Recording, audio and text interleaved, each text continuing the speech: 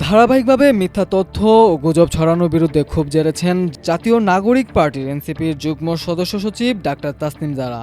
তিনি দাবি করেছেন তাকে নিয়ে অপপ্রচার হচ্ছে, এসব নিয়ে মাথা না ঘামিয়ে বরং কাজে মনোযোগ দিতে বদ্ধপরিকর। শুক্রবার রাতে নিজে ভেরিফাইড পেজে দেওয়া এক পোস্টে তিনি একথা লিখেছেন। তাসনিম যারা লিখেছেন, সত্যটা তুলে না ধরলে মিথ্যা প্রতিষ্ঠিত হওয়ার সুযোগ পায়, তাই কয়েকটি বিষয় স্পষ্ট করার প্রয়োজন মনে করছি। আমি নেপালে গিয়েছিলাম নেপাল সরকারের আমন্ত্রণে নিরাপদ বাতাস নিয়ে কথা বলতে। আমাদের স্বাস্থ্যের উপর দূষিত বাতাস কিভাবে প্রভাব ফেলছে সেটা ছিল আমার বক্তব্যের বিষয়। তাছাড়া গত 2 জুলাই এই প্রোগ্রামে যাওয়ার জন্য নেপালের এম্বাসি আমার সঙ্গে যোগাযোগ করেন। নেপালে আমার সঙ্গে আমেরিকার কোনো অফিসিয়ালের কোনো ধরনের যোগাযোগ হয়নি, মিটিং তো দূরের কথা। অথচ ভারতের একটি পোর্টাল থেকে গুজব ছড়ানো হয় যে আমি নেপালে গিয়ে এক আমেরিকান অফিসিয়ালের সঙ্গে ব্রেকফাস্ট মিটিং করেছি এবং দাবি করা হয় যে বাংলাদেশের গোয়েন্দা সংস্থা তাদেরকে এই তথ্য দিয়েছে। এই সংবাদ সম্পূর্ণ মিথ্যা ও কাল্পনিক। এনসিপি নেতাদের কক্সবাজার সফর নিয়ে সৃষ্টি হওয়া দ্রুমজালের কথা উল্লেখ করে এই নেত্রী লিখেছেন, এই মাসে আমাকে নিয়ে মিথ্যা সংবাদ ছড়ানো হয়েছিল যে আমি আমেরিকার সাবেক রাষ্ট্রদূত পিটার হাসের সঙ্গে বৈঠক করছি কক্সবাজারে। পরবর্তীতে যে মিডিয়া এটি প্রচার করেছিল তারাই অস্বীকার করে নেয় যে এটি মিথ্যা ছিল এবং তারা দুঃখ প্রকাশ করে জানায় গোয়েন্দাদের দেওয়া তথ্যে ভরসা করে তারা এই মিথ্যা সংবাদটি ছড়িয়েছিল। এছাড়া এনসিপি নেতাদের মার্কিন রাষ্ট্রদূতের সঙ্গে বৈঠক নিয়েও একটি মহল ষড়যন্ত্র করেছে দাবি করছেন তাসনিম জারা।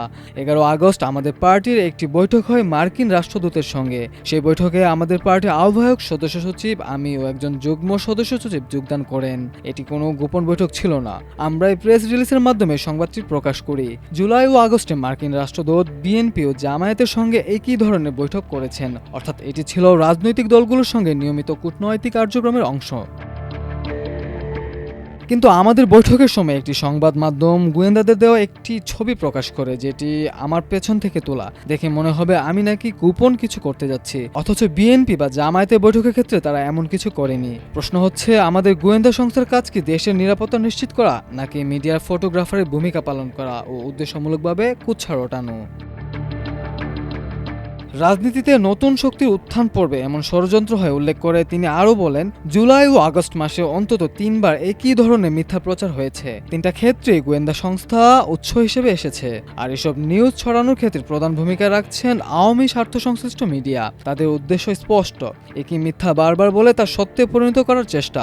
রাজনীতিতে পারসেপশন বাস্তবতার মতোই গুরুত্বপূর্ণ, তাই মিথ্যা দিয়েও আমাকে বিদেশি শক্তির এজেন্ট হিসেবেও উপস্থাপন করার চেষ্টা চলছে। এটি নতুন কিছু নয়। রাজনীতিতে বিশ্বাসযোগ্য কোনো কণ্ঠস্বর উঠে এলে তাকে বিদেশি ষড়যন্ত্রের সঙ্গে জড়িয়ে দুর্বল করার চেষ্টা করা হয়। পোস্টের শেষ ভাগে হুঙ্কার ছেড়ে তাসনিম যারা লিখেছেন, এসব মিথ্যায় আমাকে দমানো যাবে না। আমি আমার কাজে তথা নতুন বাংলাদেশ বিনির্মাণে সচেষ্ট থাকব। আশা করছি আপনারাও আমার সাথে থাকবেন। শেষ পর্যন্ত সত্যই টিকে থাকবে, মিথ্যা ধ্বংস হবে, আর এটাই সুনিশ্চিত। মাল্টিমিডিয়া ডেস্ক, আমার দেশ।